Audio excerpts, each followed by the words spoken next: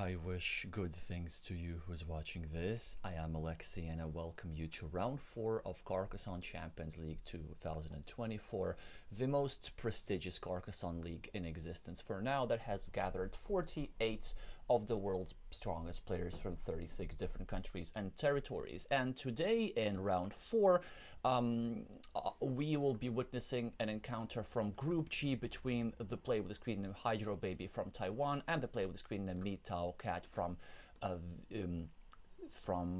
China. So let's just look at the Group G standing real quick. Here's the Lithuanian Batal Albotov with the screen name Mujacello has a strong lead and will probably qualify for the playoffs. But just a reminder that the top 3 from each group qualify for the playoffs. And as you can see, the situation here is very tight. So the Catalan player with the screen name Carcassonne is in 2nd place. And there are many players who have just 1 victory in 3 matches. And today we're witnessing the encounter between 2 of them. mitaocat is master from China. He was on the winning team of the World Team Carcassonne Online Championship, played almost every match, and he, I think, shares the title of MVP for Team China, and hydrobaby was also in Team Taiwan. Team Taiwan also qualified for the playoffs, just as Team China did, but didn't go quite as far as to get the title. So I would expect the Chinese player to be a slight favorite here, and they also have a very entertaining, unique style of play with lots of blocking, lots of early farmers. So we are in for an entertaining ride, or so I would hope. mitaocat. Has the game started? Yes, it has. Hi, Sunny. Hi, Sergey.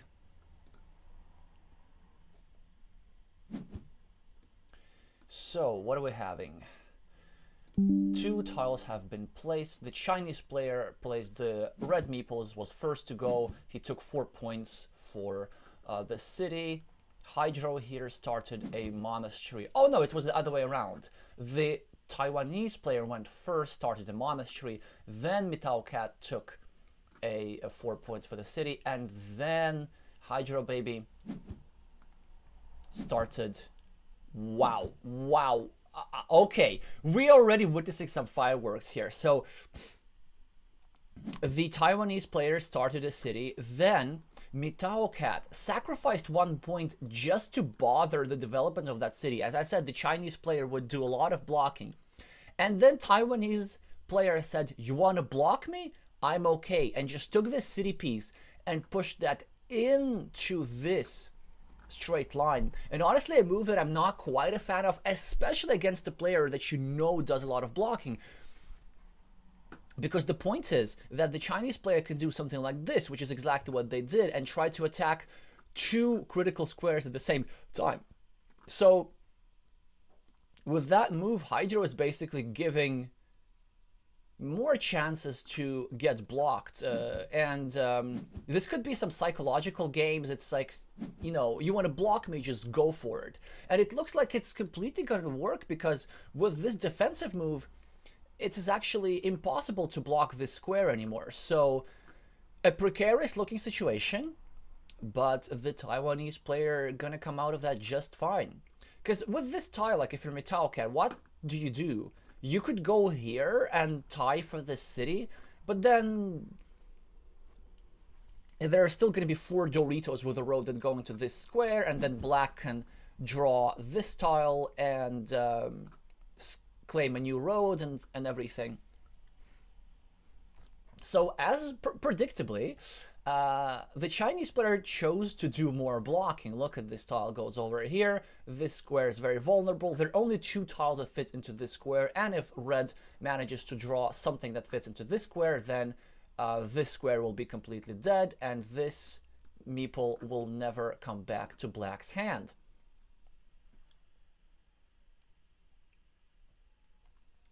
Hi Daniel, hi Self-Evident. Yes, I know, it's quite the trick from the player with the black meeples, and it's probably definitely Actually, it's definitely negative expected value, but honestly, maybe it's like a psychological move, because the upside is not only slightly more efficient building, right? Because, again, black is getting these meeples back, or at least two of them, at least the city meeples, the one which matter most. But is the Chinese player now frustrated that the block didn't work? Will there be now making more mistakes, making subpar moves? Just because of that frustration? Maybe that was the bet from the Taiwanese player. We'll see in a second. Now hydrobaby has a very interesting decision with this tile, and I love that move. Continue one city and pre-building a long road, and it's so interesting that he chose to keep the square open, because there's basically no way how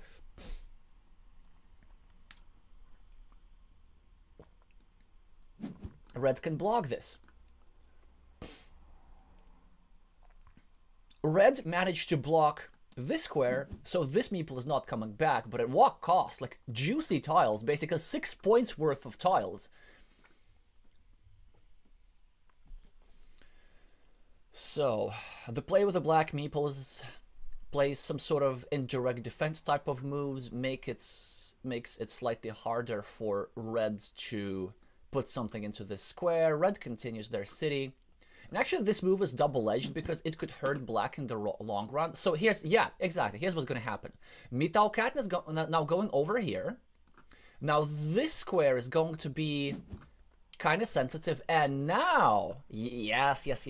Oh, the Chinese player knows what they're doing. If red draws one of the 4 Dorito tiles remaining, he goes over here, takes a 6-point road, and then this meeple will be facing this hole, but this hole does not have a tile that can fill it in, at least won't after. So this is a very, very neat sequence of pre-blocking, but it does not work, because hydrobaby is the first to draw the tile that gives him a meeple back, a 6-point road, and a 4-point city, and now the Taiwanese player has the advantage. On the other hand, the Chinese player has like a really juicy city going on. It has already 7 points as a result of these 3 shielded tiles, and there's certainly ways of completing this with a few Doritos, so Hydro needs to do something. I was also surprised that Hydro didn't meeple this monastery. This monastery would have already been 5 points. So both players seem to really enjoy the blocking game a lot, and not so much, and are willing to make big point sacrifices just to trap each other's meeples. At the moment, it's not really working for either side, because either side has like 5 meeples in hand. And yes, this meeple is trapped. So far, it is the only trap meeple on the board, but it will be worth already 7 points, and probably 8 points after somebody meeples a 3-point road next to here. So 8 points for the investment of that meeple. It's not as bad. It's just 1 point lower than the typical minimal threshold.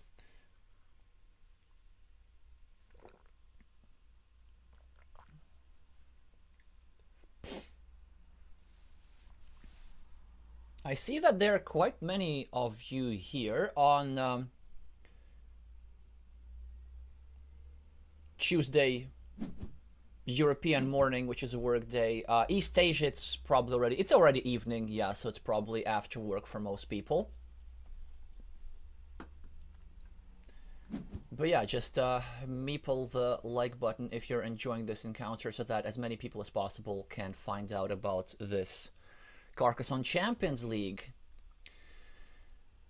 Interesting. So mitaocat is really committed to trying like restrict Black City. It doesn't want to connect to it, just want to start a new city here, finish a city here, block it, maybe block the square, leave this ruin with a few points.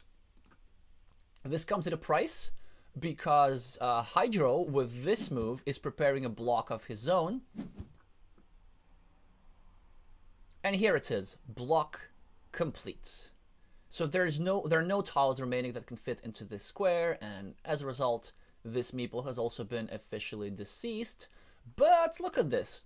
This guy scoring 8 points, and this guy will be scoring 8 points, so it's kind of roughly the same, except that this guy can grow its ruin slightly with some big tiles. There's still the quadruple city tile remaining. There's still the triple tile with a shield remaining. So a lot of good things can happen. Hydro continues building up his city. It's still precarious, but still not dead. We will presume from mitaocat this move, finishes his city, gets 4 points on the scoreboard, gets a meeple back, and creates a threat of blocking this square. Most likely it's going to work because 3 of these tiles are remaining, so there are no more triple cities with the roads remaining in the deck. Look where they are. Also, there are no starting tiles remaining with the deck because look, 4 of them are here. So a lot of tiles a lot of types of tiles which normally would be available are no longer available in the deck, and this will affect the opponent's strategy a lot. Here the Taiwanese player is playing a really strong move, starting a new city, but at the same time making it much harder for Red to develop his ruin. So imagine if Red draws something like a quadruple city tile, then Red's kind of forced to, well, not use it on that square, right? So then Red will probably need to go somewhere over here and help Black a little bit.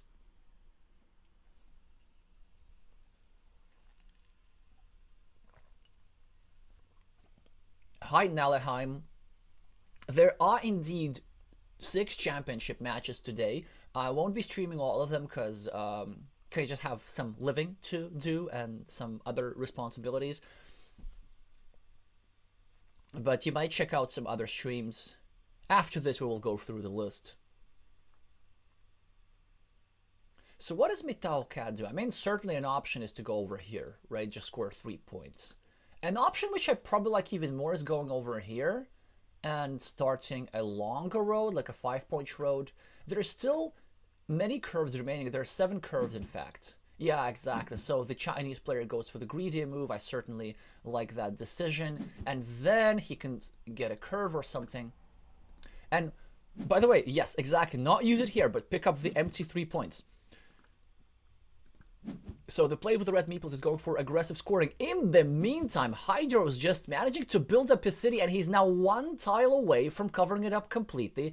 There's still, after this move, 2 tiles with the road remaining that go into this square. And if Hydro can find like a regular Dorito, just something to cover up this square, that's not quite it. That's not quite it.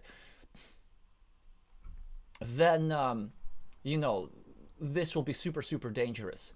mitaocat now, as a result of these roads, look at these. These are just 3 moves that gave him 8 points. That's a really good investment. And now 22 points up on the scoreboard. Hydro continue their city like this is pretty interesting. Maybe they want to go over here and connect. Or maybe they just want to get a bunch of curves. Not a bunch of curves, but a bunch of city caps and build up a snowball-shaped city around it. Let's see what they actually do. Still very sensitive situation over here. It kind of depends on who's going to get a Dorito first. If Red gets a Dorito, Reds can go over here and equalize this situation. And if Black gets a Dorito, Black, of course, will be covering up. If Black gets a triple city tile, then Black will be covering up like this, with only 1 exposed square, which is a bit harder to reach. And with the city cap tile, the Chinese player doesn't really have much going on.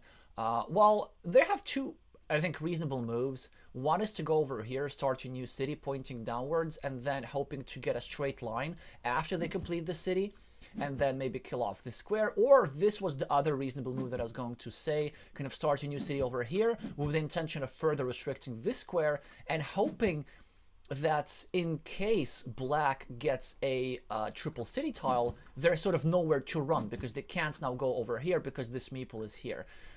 So Hydro takes 3 quick points, also adds 1 extra point to this monastery, and again, aggressive scoring. mitaocat finds a good scoring opportunity. Instead of scoring just 2 points for a road or 2 points for a road over here, he delays gratification, delays getting back his meeple, and pre-builds a 5-point road. So let's see if that actually works. Hydro draws another crossroad. There's only 2 roads left. there's only two road ends. There's only two crossroads left. And for example, if black draws a crossroads, goes over here, then sort of it will be harder for red to retrieve this meeple. There's another sensitive situation. So mitaocat first to draw the Dorito and just to prevent black from completing the city here. However, there's another danger.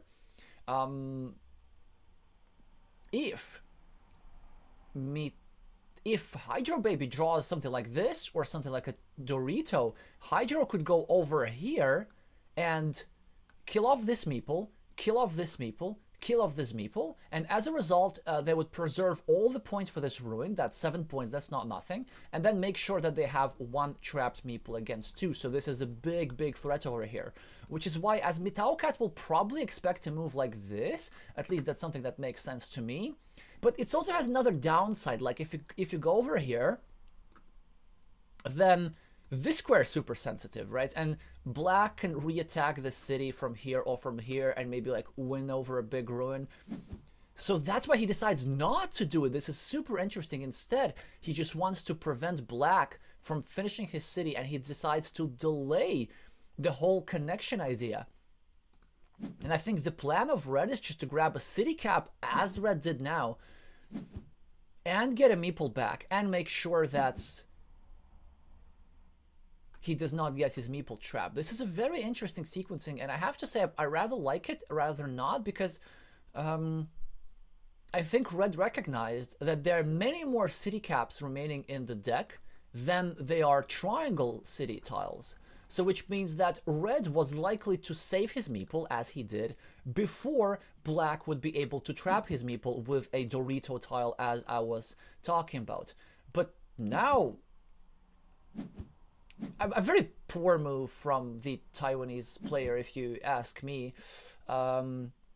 Just spending a tile on partial blocking whilst there's still 2 crossroads remaining. And the Taiwanese player immediately gets punished, because mitaocat is able to just pick off the empty city cap and score 4 points. So that's like at least a 4-point sacrifice, but really like a 6-point sacrifice that black has made just for a 25% chance of trapping one meeple.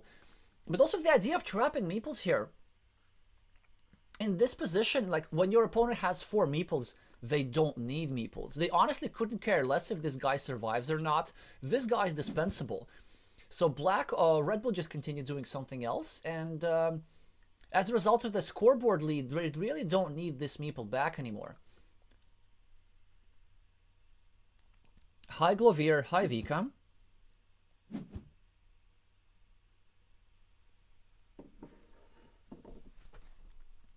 mitaocat made an interesting move. So he started a new city, which certainly makes sense. But at the same time, it's a variance reducing move, because he covered up the shared city over here.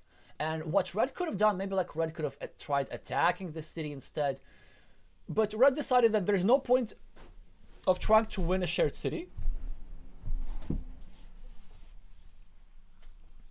because red has kinda enough points to win anyway. Does he though? So red has a 5-point lead. Let's presume that this gets shared, right? Because there's still 2 tiles that fit into this square. So this roughly equals this. Hydro has 4 points over here. Red has 4 points over here. So red is like about 5 points ahead in what's a very close position. Red has really good prospects of getting these 2 meeples back, because this meeple comes back with like 7 extra points on the scoreboard. This meeple comes back with extra 4 points on the scoreboard, and I really like red here in that situation. And also I really like the decision of just not being wild, not going for, not trying to humiliate black, not trying to take over a huge city, but just simply covering up, making sure that neither side gets the majority in this city and starting a new city. So some damage control here. Not damage control, but just like small ball Carcassonne by the Chinese player. Red now gets 1 extra point for the city. It of course looks super dangerous, looks like it's about to get completed, but just a reminder that all the 3 tiles that would have fit into that square, they already gone. Here, here, here. which means that this square is, of course, no longer fillable, which means that it will be a ruin. But a beautiful looking ruin. It looks like, just one more, but no. Hydro has a curve. How will they respond? They have a variety of options. They could go over here trying to save this meeple a little bit. They could go over here trying to proceed with their block. I don't see any strong moves here available for black. Maybe something like this with the idea of blocking red, but at the same time making a 4-point loop. Just a move that would score points and create blocking threats at the same time.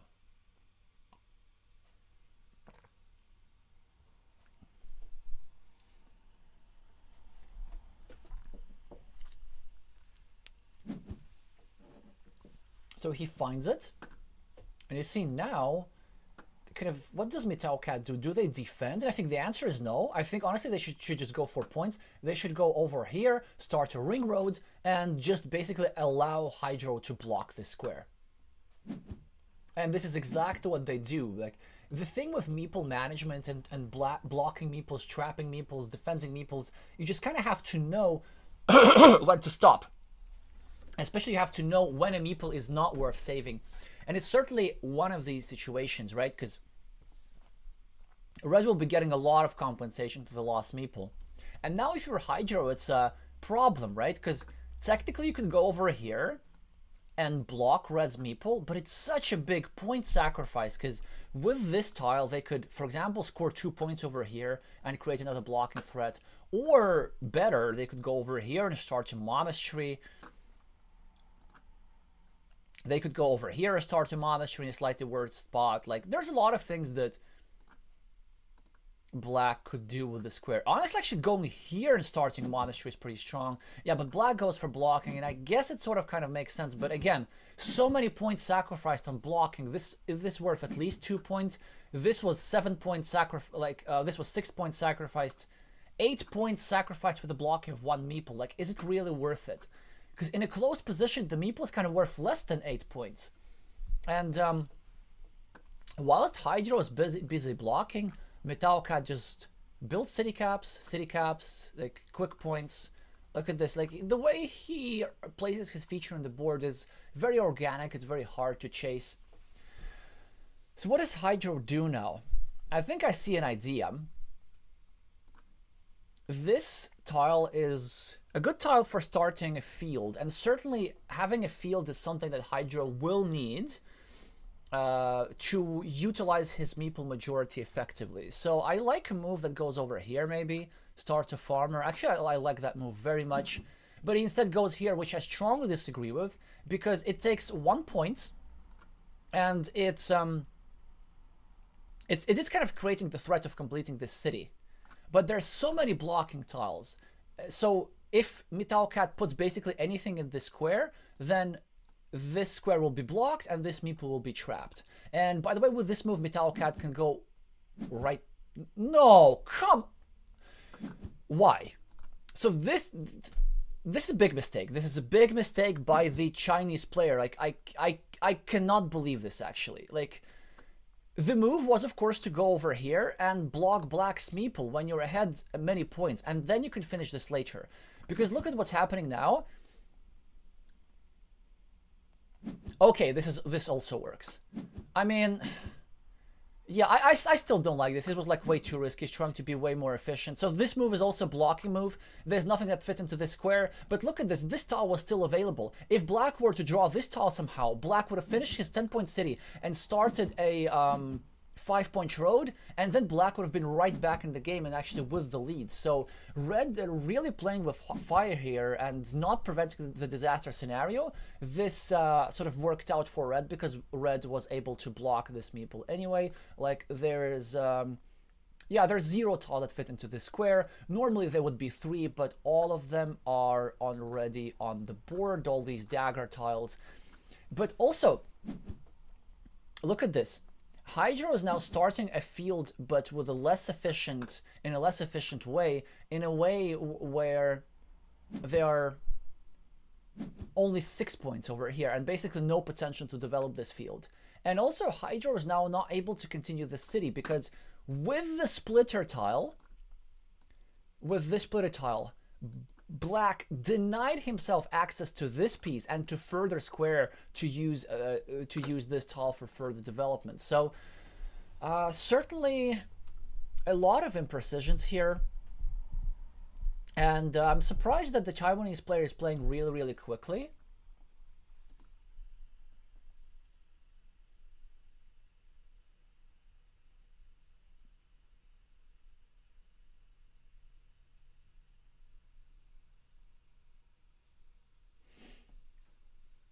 Okay.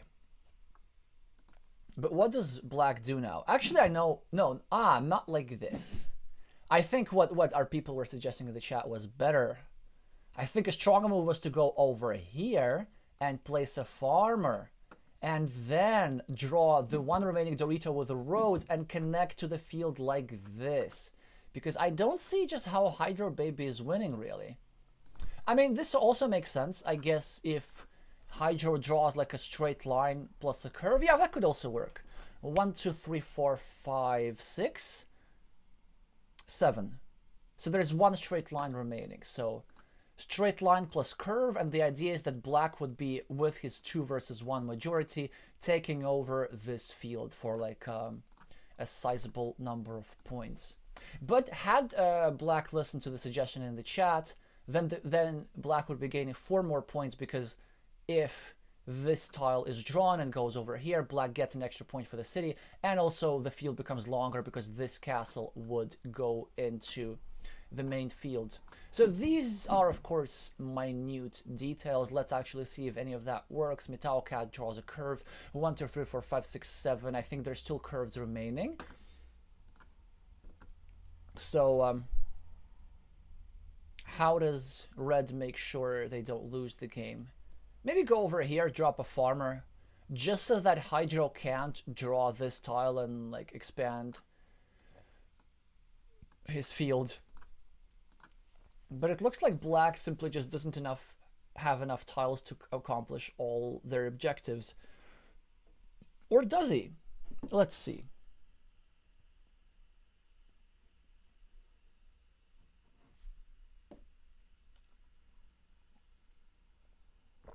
Wow, that's already a lot of viewers, way more than at the start. So in case you're here for the first time, just to remind you that this is round 4 of the Carcassonne Champions League, and we're streaming at least once per week and probably much more often. So if you like what you see, do subscribe to this channel so that you can get to see more of these matches. Also click the notification bell icon because it actually works. And meeple the like button for the algorithm, of course. mitaocat just drops a farmer. That's a strong move, because their idea is that they're going to get a road tile and then they're going to meeple it, and so they'll be able to finish the game efficiently. They'll be able to score points without the investment of a meeple. I'm not exactly sure what the score is, but it's already at this point should be enough for Black to win. Now mitaocat goes over here. Exactly, that was the plan. Getting 9 points and a monetary meeple back. So this was a +2 move with no investment of a meeple. Surprised why Hydro didn't go over here. Why Hydro didn't try to take over this field. Or I guess they just might have given up. mitaocat will presumably just take 4 points here, or 4 points here, or 4 points like this. That would be neat.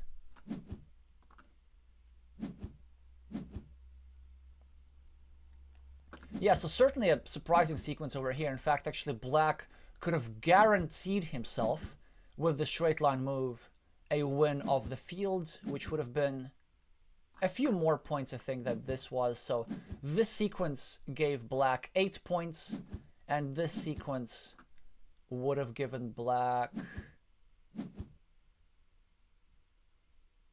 11 points. Just trust me, I'm pretty sure about that calculation. So Black scored 3 fewer points than they otherwise would have. We can see in a second.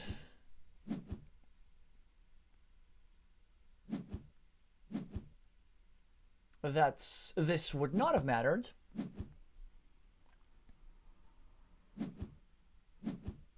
And the final point difference is 13 points plus 13 for the Chinese player. And I have to say, well-deserved win, strongly played by the Chinese player. At the start, very interesting strategies, both sides trying to block a lot, especially the play with the red meeples just blocking all the time. But then once he got a little scoreboard lead, his strategy shifted, and then he just simply started ignoring meeples, ignoring meeple counts, not blocking, and just getting small points elsewhere, city cap here, city cap there, ring road there, and then as a result of that, chipping away. And despite having fewer meeples, he basically ran away with this game because Black never managed to create a big feature like a field or a ruin or something like this that would allow Black to take advantage of his meeple advantage. So an instructive game, if you ask me. We will be now looking at their second game. A reminder that this is a best of 3 format, so if mitaocat wins the second game, then they will win this match. And if hydrobaby wins the second game, then hydrobaby wins this match. Interestingly, same opening last time as last game, but with order reversed. So first of all, mitaocat scores 4 points for the city, and then hydrobaby gets this monastery and starts a new monastery. So actually, what were the odds? The odds were pretty low that both players drew the exact same first tile as each other, as themselves. So hydrobaby drew a monastery last game, and mitaocat drew a starting tile last game. So that's quite interesting. Now mitaocat has ideas. They should start a new city, but oh, it's actually not that easy. I know why they're thinking. If they go here and start a new city, then it kind of creates a 6-point road. So if hydro gets a curve, they can run away with a 6-point road. But if they do literally anything else, like if they don't claim this city, well, then they will be leaving a shielded tile to their opponent, which is not an option. So a move that I see the Chinese player playing is going over here and meepling the road, kind of starting a blocking attack. But a shielded tile is too expensive for a blocking attack. And look at this, all ends up working out. So red draws a curve which sort of kind of secures the 6-point road. I mean, hydro can thwart it a little bit, but there are of course still plenty of tiles, 8 in particular, that go into this square, so red will be just fine. Don't discount black. Black has this beautiful monastery for 4 points, which will be more points. It will be developed further. There's a monastery spot nearby, and it's an equal position if you ask me.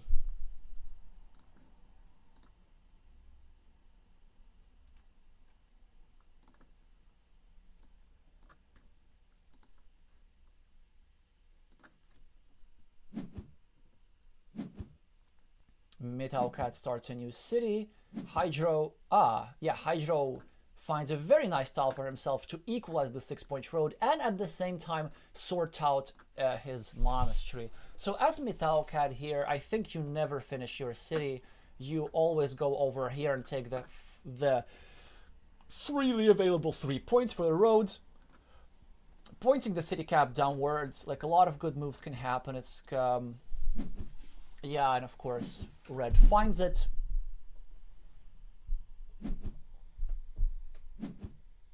Hydro scores 4 points for a city. Natural moves for both players so far. Red is still at +4. mitaocat gets a straight road. Probably going to start your road, I presume, here. Here is also possible, but the reason why I don't like starting roads like this is because it sort of creates a monastery spot next to your opponents, and this is exactly why red chooses to start a road facing rightwards. I mean, red certainly knows his equity plays. Now, a monastery for red, great tile, but the placement is interesting. So where exactly do you go? You could certainly go maybe like over here or over here, trying to equalize black's monastery, but red goes for the more ambitious options, and I absolutely like it. I think this is the best. Yes, and this is a great response from Hydro. So Red's getting 3 points. Red was pre-building a 3-point road, and Black decided to break this 3-point road and start a new city in a semi-dangerous place next to their monastery, but that would be not like that dangerous. And look at this. mitaocat finishing a shared road and dropping a farmer with lots of free available squares. This is exactly how this Chinese player likes it. They like to drop early farmers like this. Now it's worth only 3 points, but the point of that is tempo. Because let's say if Black draws a city cap, Black is going to finish his city. This field will grow to 6 points and already a lot of potential, but Black will not be able to drop a farmer as a result after finishing the city. That's how this farmer was so important. On top of that, this farmer kind of starting put pressure on this square. So maybe if Red gets something here and something here, then this square will be blocked, and then this guy will not be able to join the big city. Hydro start a city at the bottom, putting some pressure on mitaocat's little city piece over there. I don't think it's something that the play with the red meeples should worry about. But now it's an interesting monastery placement. So do you go over here and stack your monasteries, which is something I would have done for a variety of reasons. I think it's just genuinely best. Or do you go over... No! Really? It can't be correct. Or an alternative was to go over here. Look how it ends up working out. An alternative was to go over here and kind of control one meeple of Black. One meeple, control 2 meeples of Black with 1 meeple of Red. But Red's plan working out, like sacrificing a monastery tile just to get that blocking chance. And that blocking chance ended up working. Look at this. hydrobaby drew an excellent defense tile, and mitaocat drew one of the 2 possible tiles that prevented Black's connection over here. Of course, there's now nothing that can fit into this square, and that's it, right? So this meeple will be trapped with 1 point. But so will this meeple, perhaps, because now there's only 1 tile that fits into this square, and who knows if Red even draws it and when Red even draws it. So I do like Black here. Black is taking advantage of the empty monastery spot. Red's probably going to get his meeple back because he actually needs meeples. Or Red could go here and maybe milk an extra point from his meeple. Decides not to do that.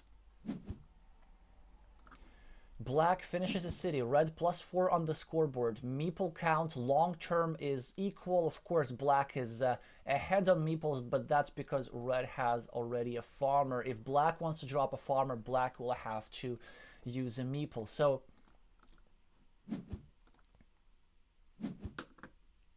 Red starting yet another city and at the same time putting pressure on here. Hydro wants to prevent Red from finishing his city, trying to block here a little bit. Maybe if he draws another big tile, then somehow... that's interesting. Red sort of trying to defend a little bit, making sure that Black cannot draw a triangle or a triple city tile and create a vulnerability in this square. Hydro draws a divider. How exactly does he do that? Maybe he can go over here. Actually, I like, and yeah, over here, start a new city, and then start putting further pressure on these 2 squares. An alternative is to start a counter field. It's just to go over here and drop a farmer. I don't know if we really need that yet. Another alternative is to go over here and start a new city like this, at the same time attacking this square, and at the same time kind of trying to attack the road from the other side. Very interesting. Yeah, this is a fun game with a lot of blocking, because look at this. mitaocat not finishing this city, not finishing this city, but instead starting a 3rd city.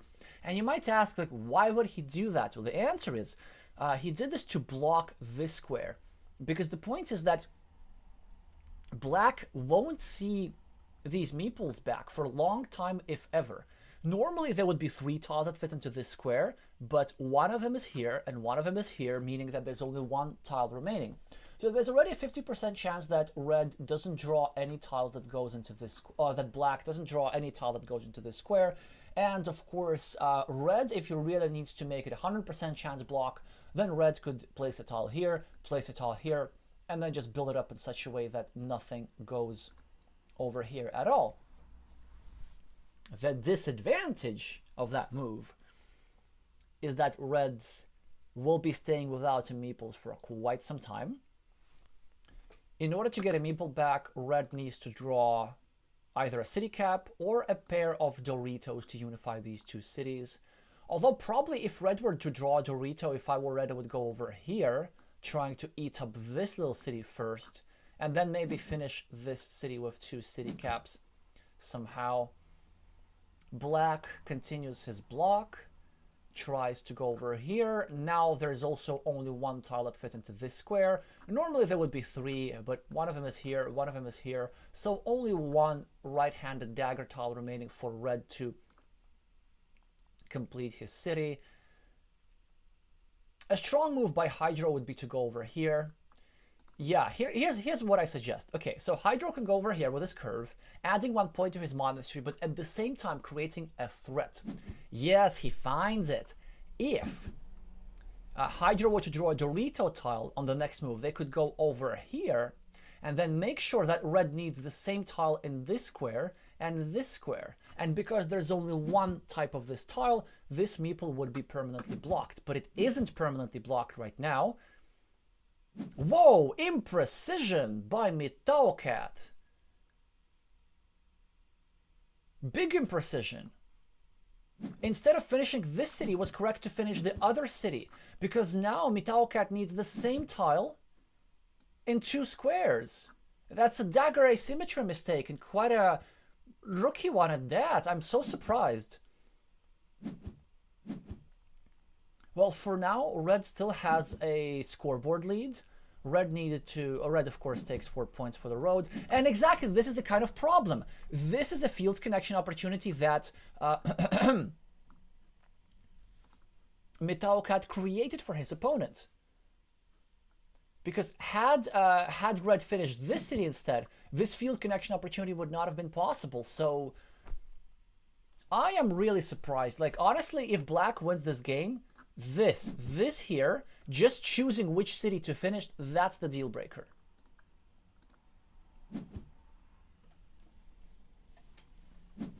Hydro draws a starting tile, is now 1 tile away from finishing this city, which of course would equalize them on the scoreboard. So mitaocat desperately is trying to prevent Hydro from finishing his city. Now Hydro has a decision to make. Do they want to go over here and connect to the field? I don't think they do just yet, actually. I think as Hydro, your best move is to go somewhere here, trying to exert pressure on this square.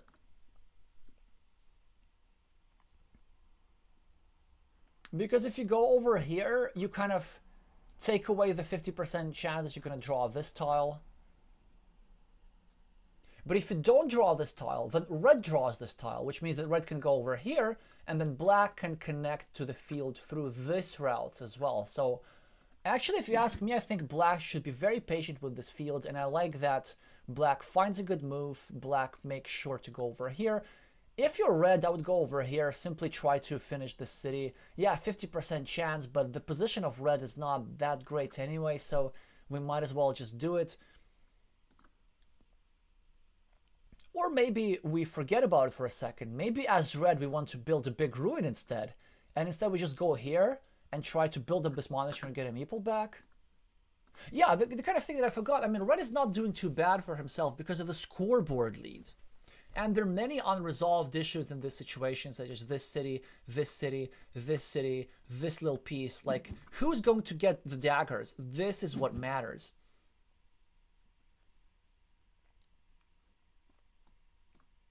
So Hydro completes his city. Now the best move.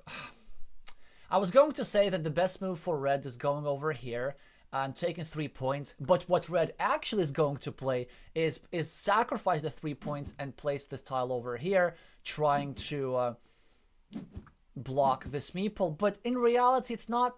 Well, actually, maybe that's not that bad. Oh, it's a strong move, actually, yeah. Because, again, there's only one tile that goes over here. Oh, that's a strong move by red. I should have noticed this. Wow. Beautiful play by red. Like, he managed to just turn it around.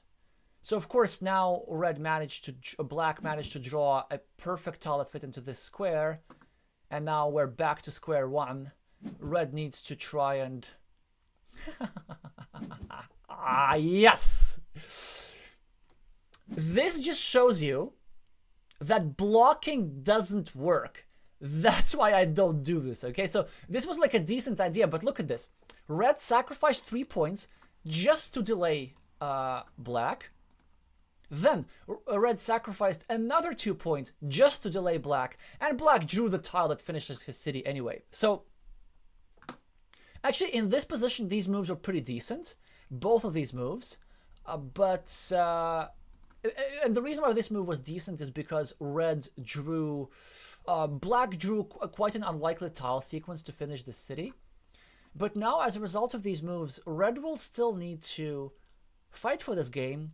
Whereas, imagine had red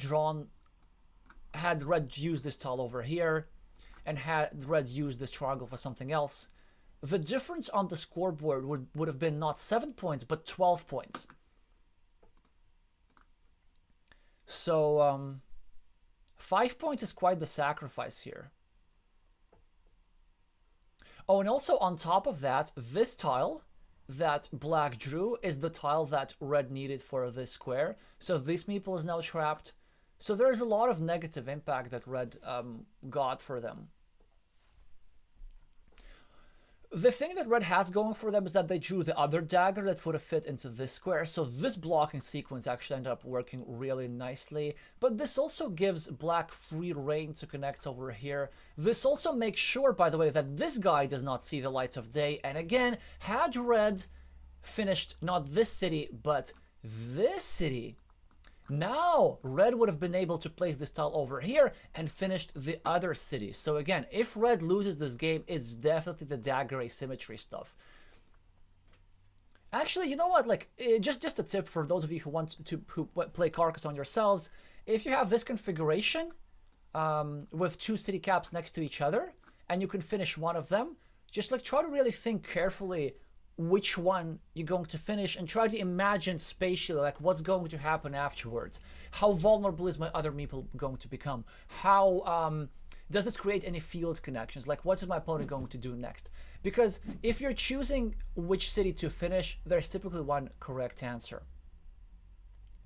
mitaocat still has his scoreboard lead, and they found a really strong move, if you ask me, of simply trying to score a 4-point road, and now another 6-point road. This is an amazing sequence.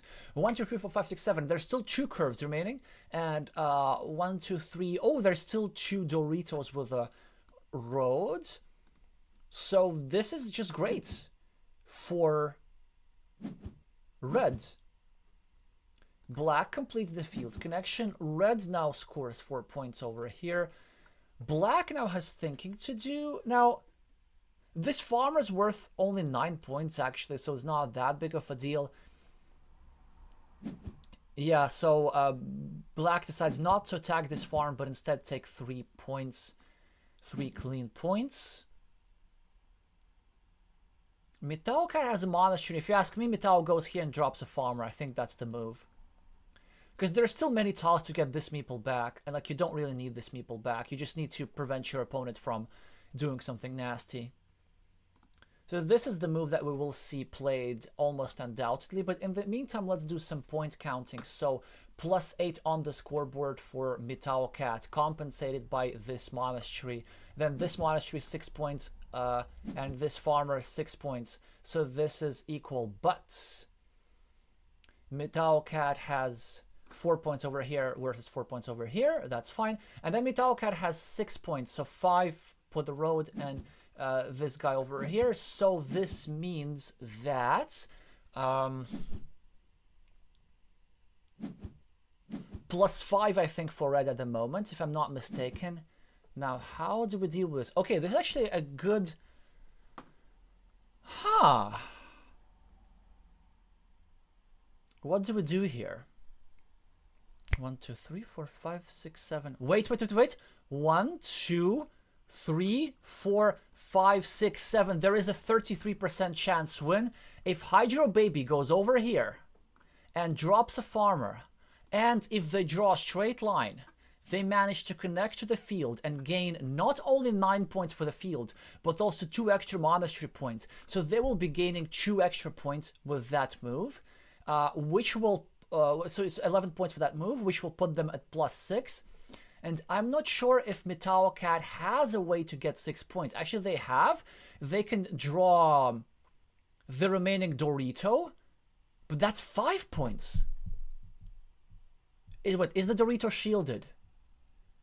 Yes, the remaining Dorito with the road. Oh, there's 2 of them. One of them is shielded.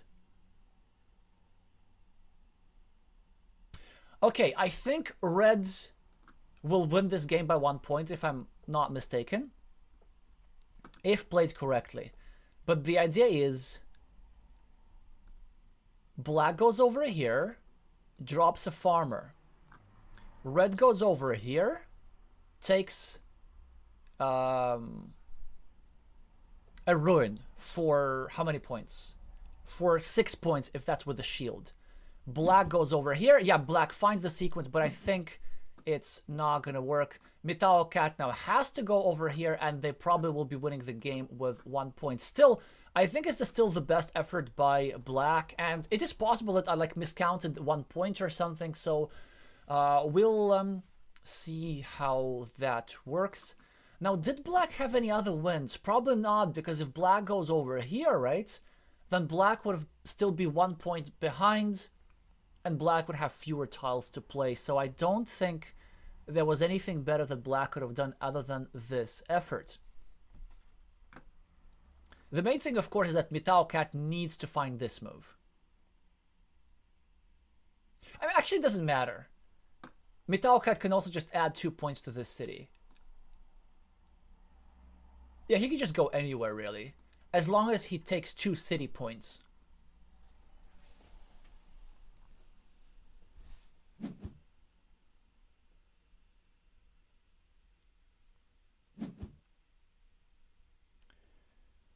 Hi, Edgar.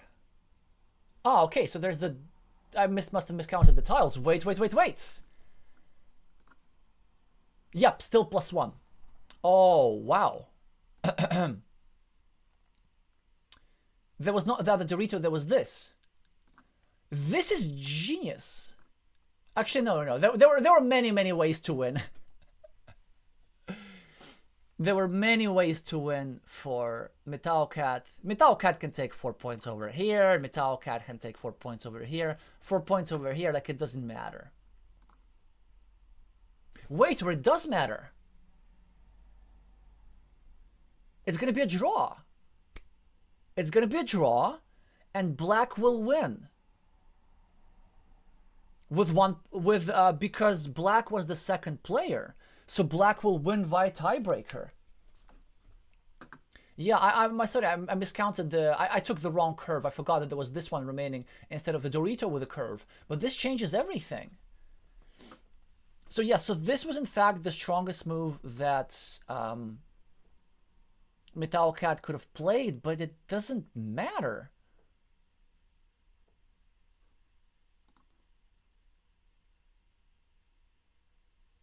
I see only 4 points here, 4 points here, 4 points here. And which one you choose is a matter of aesthetics.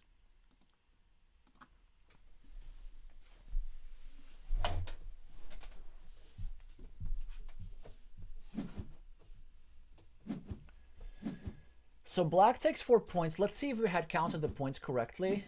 I think it should be a tie, which again, due to the rules of the tournament, is a win for the second player, and the second player is hydrobaby.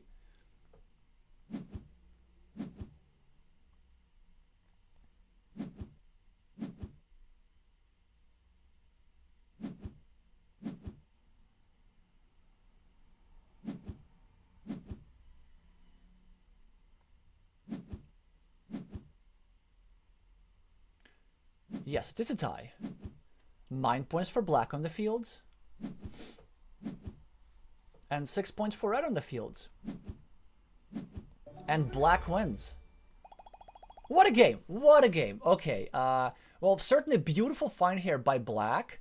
That was only a 33% chance. Actually, that wasn't even a 33% chance. That was, guys, that was a 16% chance only. Because had red drawn the curves in the opposite order, red could have used this curve to go over here and drop a counter threat farmer. And then, if black draws the straight line to connect, then red draws this tile over here on his last move and manages to sneak into the top farmer for the field and ends up having the same 9 field points instead of this 4-point road. So red would have had 5 points more. So this sequence over here was like a 16% chance win, 1 in 6 chance, rather than 1 in 3rd. And he got the 1 in 6 chance, which also tells you that you shouldn't give up until the very, very last tile in Carcassonne, because sometimes this 1 in 6 chance just comes. Okay, we're going to go to the 3rd game.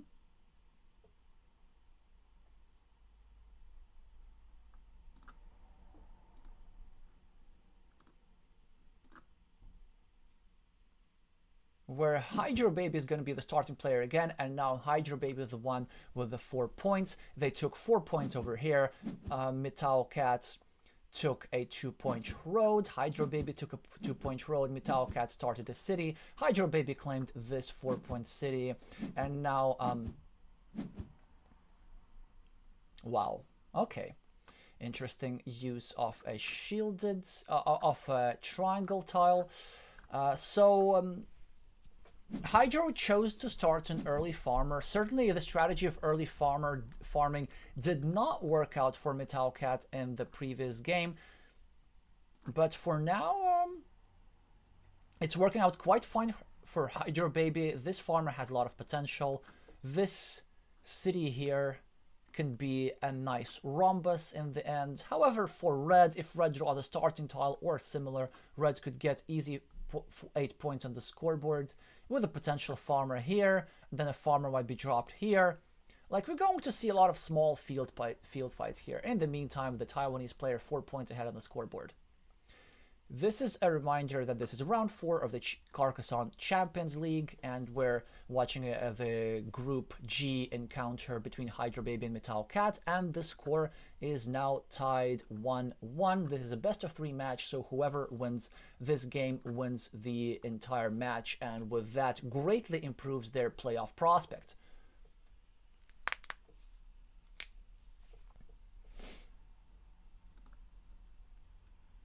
Glovier is saying 3-game duels are what we like to see. Yes, exactly. So as a commentator, I'm kind of supposed to be impartial, but usually when player A wins the first game, I root for player B in the second game, just so that there is a decider, just so that there is another game, and we get to watch more Carcassonne. Interesting choice. Actually, that's a really good choice for red to start a new city over here, and then black continues their rhombus. Red creates an attacking platform against black's rhombus, but does not quite draw an attacking tile. So if you are red, you're probably going, ooh, interesting. Do you go over here and score 2 points? Or do you go over here and just get the meeple back?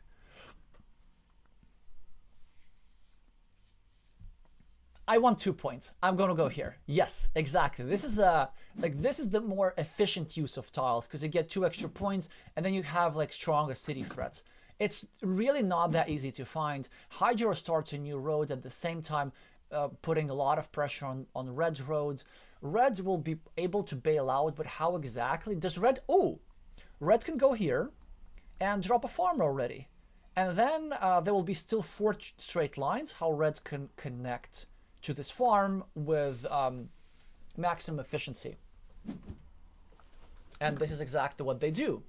So if you want to learn how to play Carcassonne field fights, which are usually the trickiest things to learn, is you want to make moves like these, which both build your features and connect you to the field at the same time.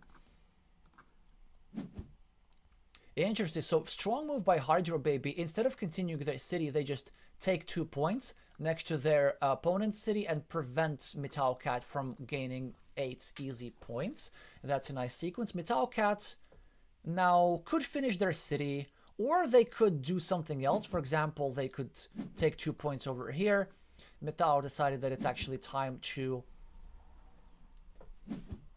take a 2-point city, and now Hydro gets a huge tile, a divider that gives them a 12-point city and also a field platform, and Red's life is now not easy at all. In order to win, Red needs to, of course, go here at some point and then start like dropping farmers in different places. But still, this field, it's very interesting how there's so many attacking platforms here, here, here, here. But this field in itself is worth only 12 points, and it's not like it's going to grow significantly. It could, but it has only 2 of these squares to grow for now. So let's see what the Chinese player does here. Certainly, they're now at a disadvantage on the scoreboard, and I think at a disadvantage overall in terms of their winning chances. But they have the meeple advantage, at least temporarily. Let's see how they're going to use that.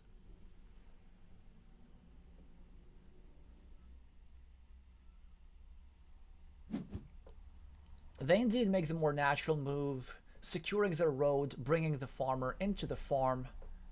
Hydro now has a variety of options. They could either continue their city, which they do, or at some point they probably will need to place a tile over here and equalize this city. I have no idea what mitaocat should do. I know what they will do. I think they will go here and drop a farmer, because they love that kind of thing. And honestly, it's not that bad. Or, ooh, a move I like is to go here and start a new city, kind of really disrupt this road, and then think about the field later. Because it does seem that in order to win, Red needs to catch up on the scoreboard first. Like, the field alone will not be enough.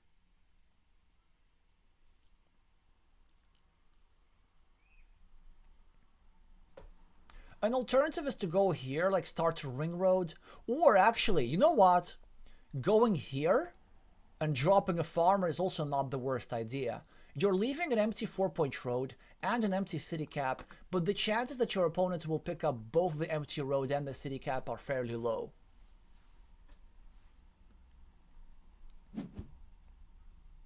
Nice. So Red goes with the move that I suggested. It also aligns with the playing style of blocking. So even though Red is temporarily adding 1 point to Black, it actually really hurts Black road, because Black will not be able to complete a loop of 2 curves. Now Black needs 2 road ends. Here Black needs a particular road end in the shape of a monastery with a road, of which there are only 2 remaining. And in the meantime, Red will be able to complete their city and try to attack the road to attempt either to trap this meeple or to join this road through another straight line.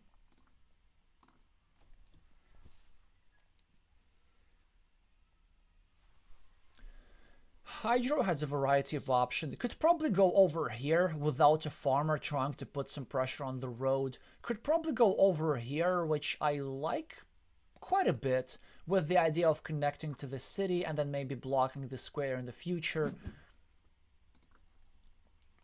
So goes for the blocking attempt first. Not only is this a blocking attempt, it actually eliminates a field connection platform that Red could be using. Hydro now gets a monastery tile, and let's see where it goes. I know where it should go. It should go over here with the meeple, either on the field or on the monastery, if you ask me. Probably on the monastery. So given our slight scoreboard lead, I kind of prefer try and play a fieldless game. I mean, if you go here, it's really the only defense that you get. You meeple the monastery, you control 2 of Black's meeples, and this is like really a dream tile, if you ask me. Yeah, always meeple this monastery. Not always, but the thing with this monastery, like, it gets built up super quickly. Because a tile goes here, a tile goes here, here, here. It's, yeah, there we go. This is the real deal.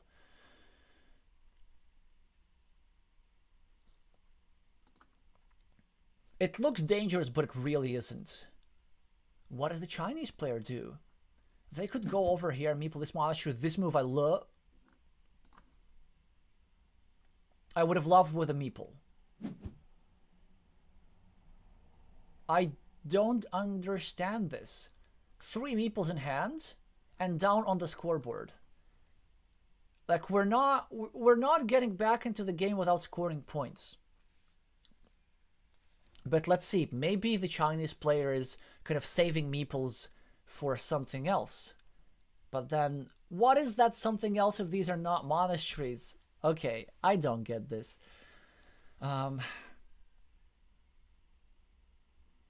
mitaocat probably gonna finish their city, start a new one.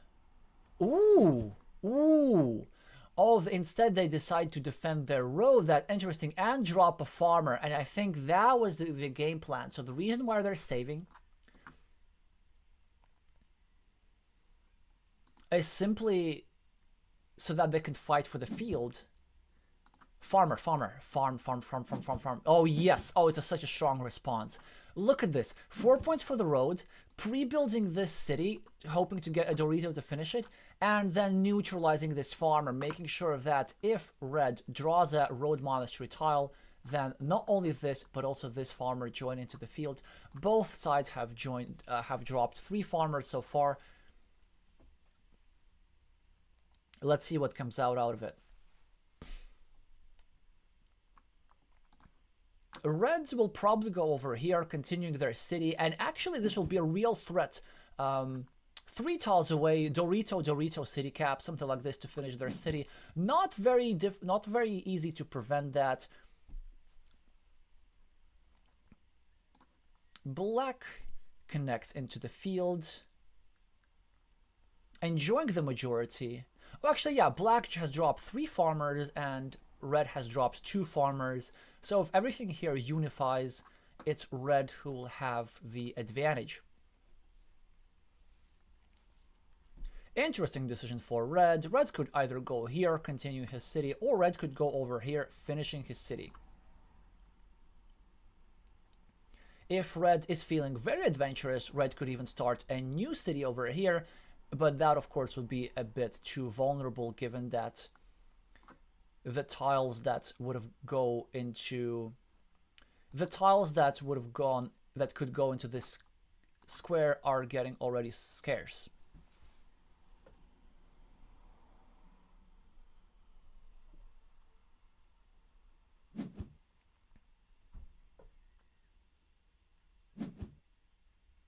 Yeah, I touch Pig is asking, are there guides for Carcassonne players? There are some. So, I mean, of course, you're welcome to watch my videos and videos of Nallerheim, Craft Giraffe, streams, you know, there's some Carcassonne content out there. Videos for like newer players, they're a bit fewer and far between, but there is a good book which called The Book of Carcassonne by Dan Chard, one of the leading UK players, and it's, I think, can get you to a rating of like 400, 500. It has field tactics, it has, like, from that you get like a really good understanding of spatial vision in Carcassonne. With these master moves, also, by the way, these are like players with quite unusual styles, so mitaocat is quite a unique player. So in order to understand these master moves, there's just simply not enough time during the stream to explain them.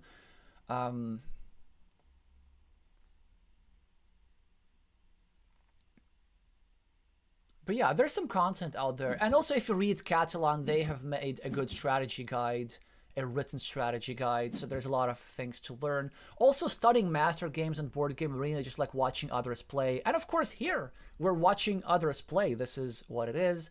I have videos of game analyses as well, where I would just go through a game from start to finish. I have videos with puzzles where you just get a game situation, you're trying to find the best move. Like, there's a lot actually, now that I think about this. Okay. Not much has happened. Players exchange quick points. Red made an interesting choice, but one that I rather like, of not finishing their city here, but trying to build the city up top as soon as possible, because that city will be giving them a lot of points if they successfully complete it. Now a difficult decision for Red. They could go over here and meeple this city cap, sacrificing their last meeple. Mitaocat certainly much more frequent than other players willing to part with their last meeple. The upside of that is that this city will not be attackable. The downside of that is that the Dorito tiles, like these, and there's still plenty of those in the deck, there's 5 Dorito tiles in the deck, they will no longer be usable for completing this city, because the most efficient way to complete a city like this is Dorito plus Dorito. However, this is not that bad for Red, because if, let's say, Red goes over here, start a new city,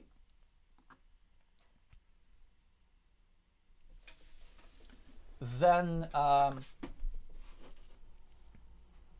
Dorito, Dorito, Dorito, Dorito. So basically, Red will have uses for Dorito tiles elsewhere. Because Black placed this move a few moves ago, kind of trying to prevent Red from completing his city easily, Red now can just simply build up and like play the long game. Here, here, triple city goes here, Dorito, Dorito, and with 5 more tiles actually either complete the city and win this game, or threaten the completion of the city and kind of force Black to chase that city around. So given that this city exists and Red will have good uses for Dorito tiles, Red, I think if I were Red I would have gone over here, but Red decides to do it differently. Red wants to use Dorito tiles here, but regular city caps instead. And this gives, and look at this move, and this gives Black just enough time to try and break this city.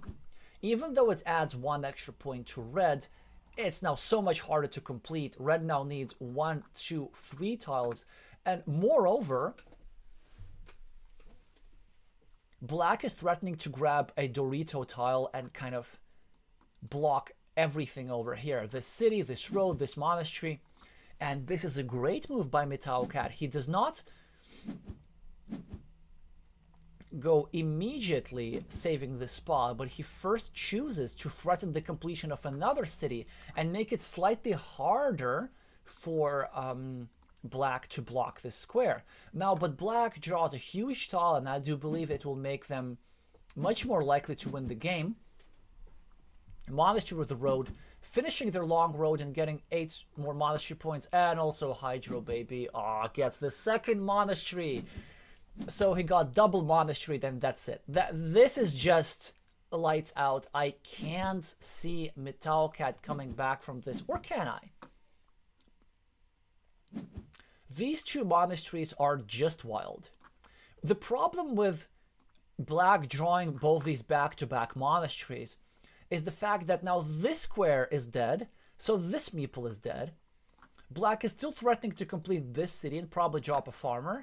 And because Red is never getting this road meeple back, and Red is going to have a hard time getting this city meeple back, Red simply does not have enough firepower to fight for the field.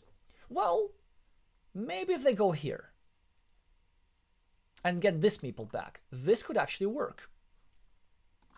Another problem that Red has is this meeple will have a tough time getting into this field. So because it is no longer possible to go in through the road monastery, this farmer will need to sneak in through the outside. And also if Red wants to fight for the field, they would probably need to drop 1 more farmer, trying to not only equalize the field but also win the field outright. But Red has still chances.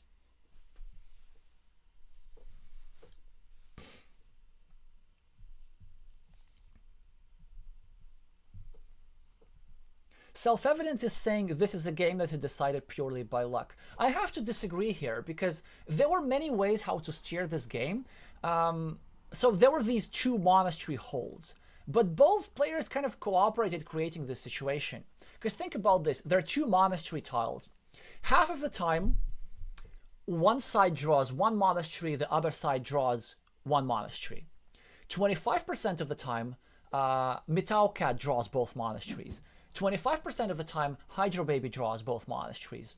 25% is not that unlikely at all. It's just a game with a lot of variance, really. So both players sort of signed up for the game to be decided by monasteries by creating these empty holes and just betting on them. Hydro gets a Dorito tile and scores 10 extra points. And mitaocat plays a brilliant move. This is just amazing. Pre-builds a city and does not meeple it. And here's why. The idea is that there is one tile and one tile only that remains to fit into this square. And so because red is behind, red is trying to create variance in the position. Red is trying to create... Basically, red just got a bit unlucky and now red is trying to get lucky back. Because if red draws this tile, 1, 2, 3, 4, 5, 6, red will be getting like 12 points instantly with one move, just by completing the city. But if red doesn't draw that tile, red will basically lose 12 points because black will lose that tile. But if red loses extra 12 points, it's not like it matters much, because whether you lose with 1 point or whether you lose with 50 points, it's all the same. A loss is a loss is a loss. In Carcassonne, in competitive Carcassonne, point difference does not matter. iTouchPigs is saying, idea for YouTube content, 10 tips for beginners. Thanks, duly noted. I'm thinking about something like that. Probably I'll have to tune down on the uploads in the next few weeks, just because there'll be so many streams coming. But I'll try to upload a new video at least once in a while.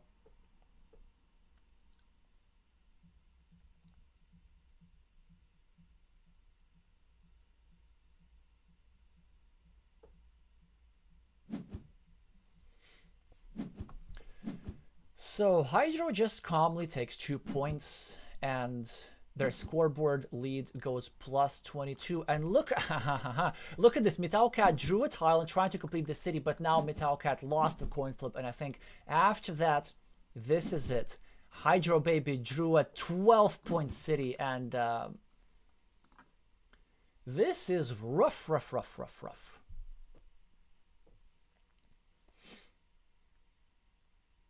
But respect for mitaocat, still trying. What mitaocat is still trying to do, they're still trying to build around this city, and they're still trying to finish their city and get that meeple back and maybe somehow fight for the field, but it's just not happening. Because hydrobaby has so many moves. For example, I think the best move is just to go over here and drop a farmer. But instead they go for another farmer, which already gives them 9 points.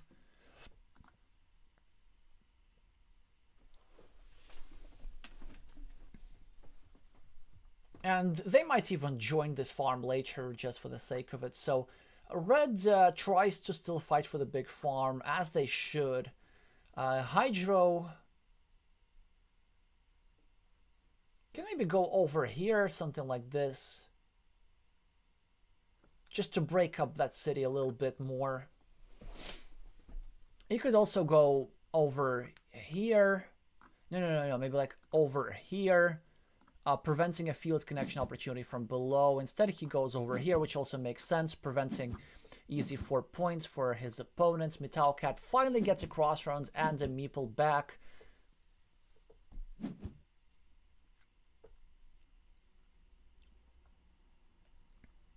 Hydro has plenty of ways to win here. Let's see how exactly he does it. One approach is to go over here, just trying to block off field connections, preventing red from dropping a farmer over here and sneaking all the way like this.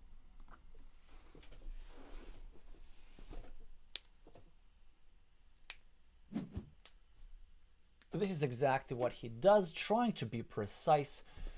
Well, if you're mitaocat, you still have to try something. 1, 2, 3, 4, 5. There are many curves remaining. So I think we could go over here, drop a farmer, hope for a curve, connect here. Yeah. Actually, I really like it. I think this is the move to play. Because not only would we be connecting to this 9-point field at the bottom, we would also be scoring 6 points for the road.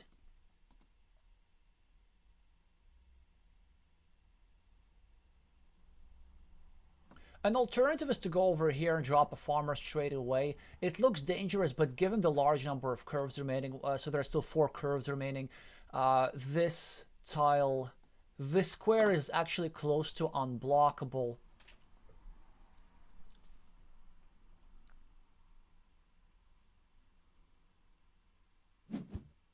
And this is exactly what he does. Oh, he chooses to not drop a farmer, but place a road meeple. Of course, hydrobaby immediately draws the one tile in the deck that kind of cuts off this road for mitaocat. But there are other options. So now mitaocat can go here and drop a farmer.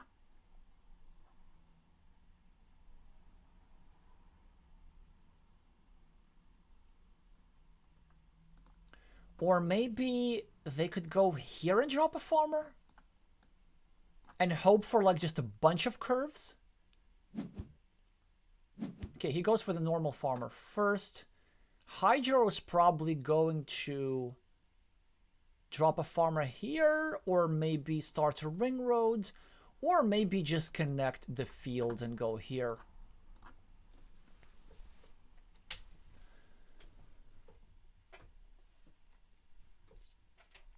So all we're doing here is trying to check how is the Taiwanese player's technique doing. Simply merging the fields, getting a majority. mitaocat's probably now going to get another farmer up north, which is exactly what he does. And now hydrobaby makes a mistake, but that's fine. Instead, I think they should have gone over here and blocked this farmer instead of dropping a farmer of their own. At least that's how I understand the remaining tiles.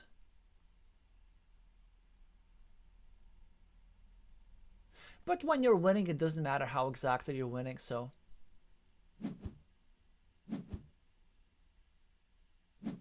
Well, hydrobaby does get a farmer in. Ooh! Look at that! mitaocat was actually like super close to winning here. Oh, okay, I think they might have miscounted the number of tiles remaining. I think red wanted to connect this and then to sneak in overway here, but there were just simply not enough tiles in the deck to do that.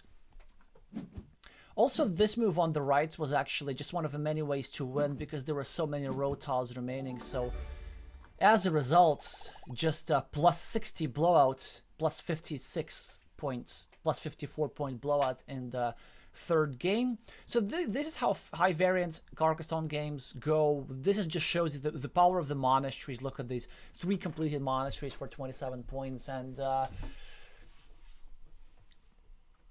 both players sort of signed up for the gamble, but mitaocat got double monastery, and as a result they lost this match, and we have a bit of an upset, the Taiwanese player defeating the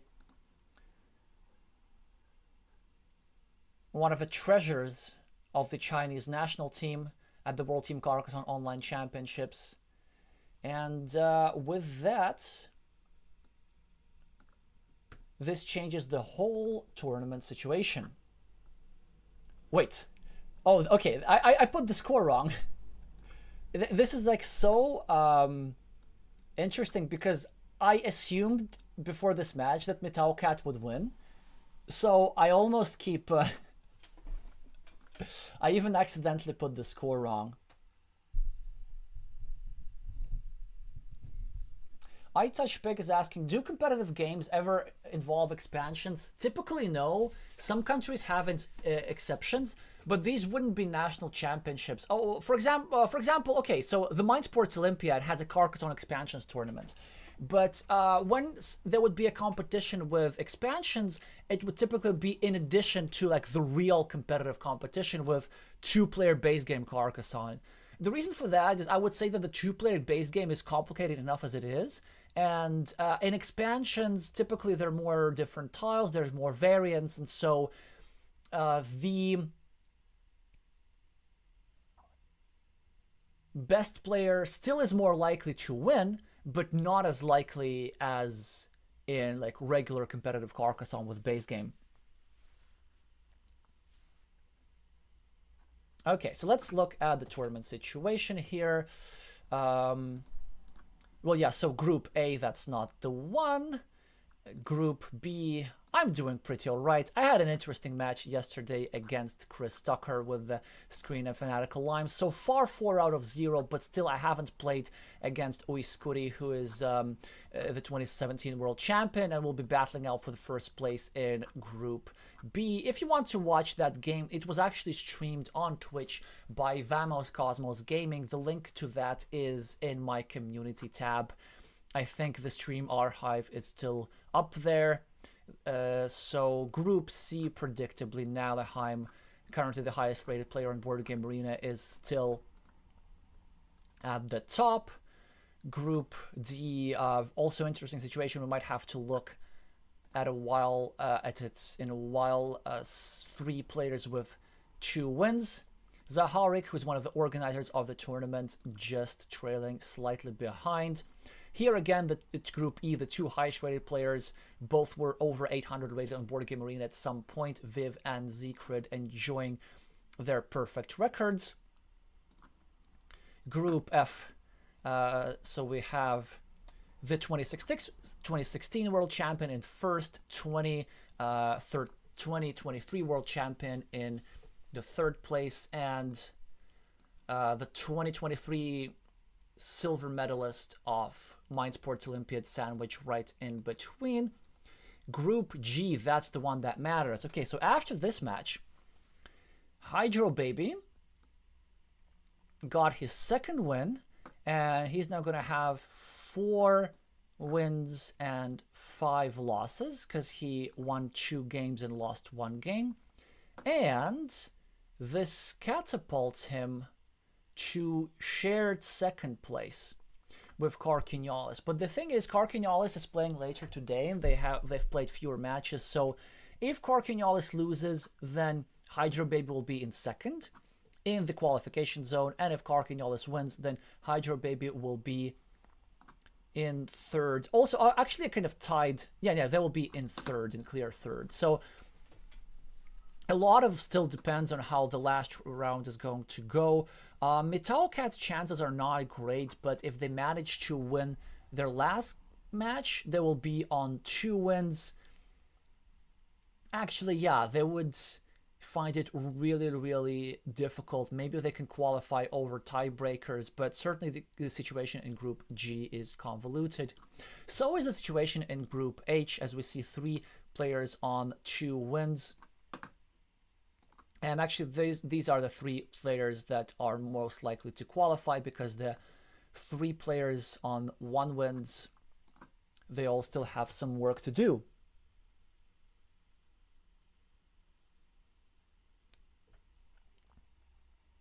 iTouchPig is asking about that. Actually, that's a good question. So if Red wanted to, instead of using this curve to connect here, if Red used this curve to connect over here instead, Red would have evened things out. Not quite. So Red would have... Yeah, you see, here's the problem. If Red goes over here and places a curve like this, then this curve would not have been here, which means that this meeple would have been on its own separate field. So then Red would have had this meeple, this meeple, this meeple, and this meeple in the field. So that's 4 meeples. And Black had 1, 2, 3, 4, 5. So that's 5 meeples. So in fact, there was just no way to do this.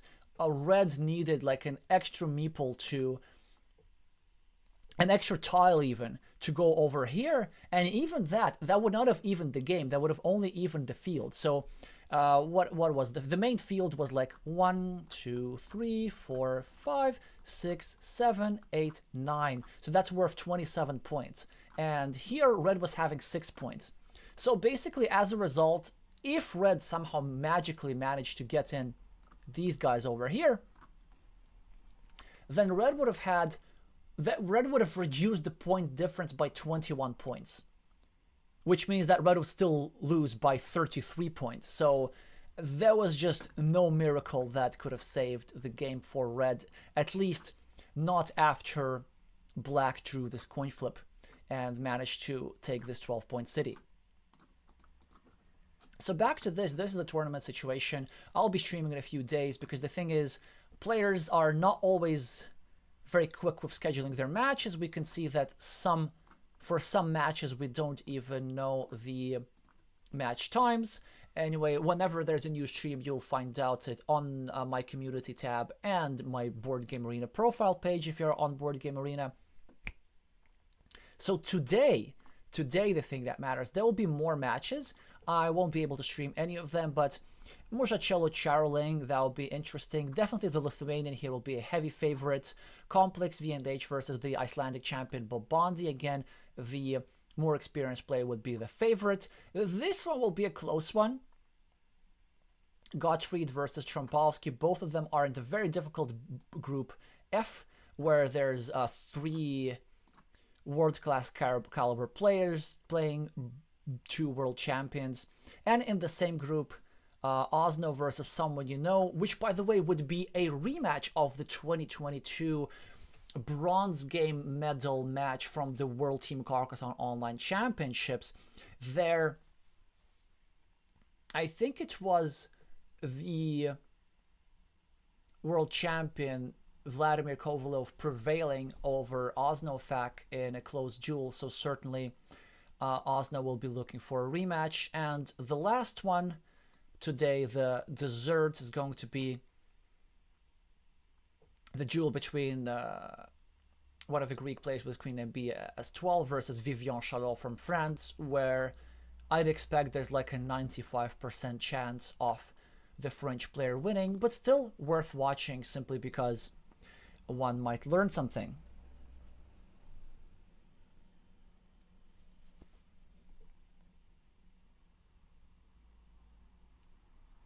Alrighty. Should be enough for today.